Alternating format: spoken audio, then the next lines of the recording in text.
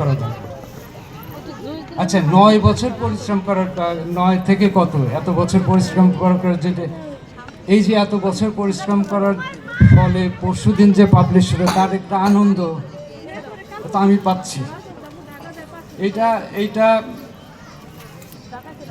বাহবাদ নেওয়ার জন্য বলছি না, এটা আমার ব্যক্তিগত জিনিস।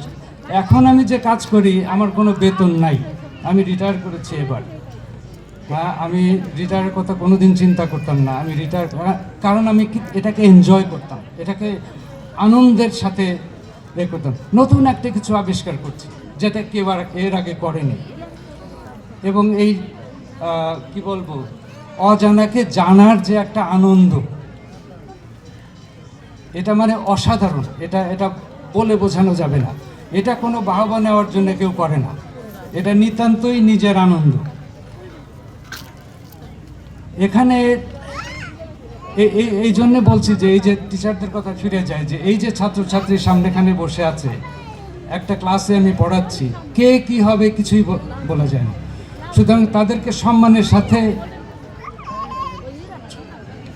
সম্বোধন করতে হবে, ব্যবহার করতে হবে।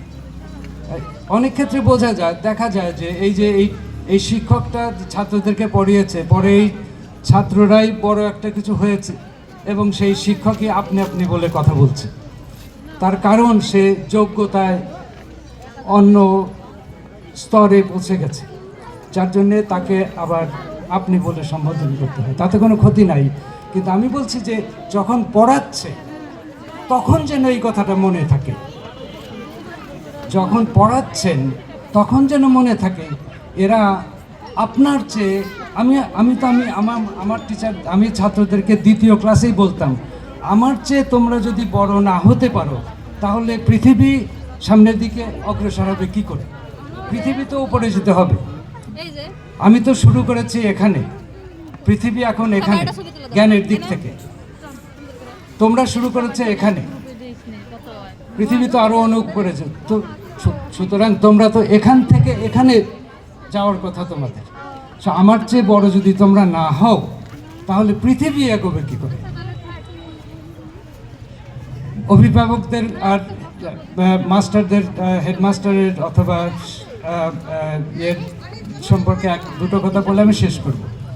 অভিভাবকদের কথার জন্য ব্যাপারে আমি বলি, আমি নিজেও অভিভাবক। অবশ্যই ছেলেপেলার বড় হয়ে গেলে তার বাপ মার কথা নাও শুনতে পারে। যেটা বলছি যে সমস্ত, অন্তত বাধা দেবেন না শিক্ষায়, যে সমস্ত ছাত্রছাত্রীরা, যে সমস্ত ছেলেমেয়েরা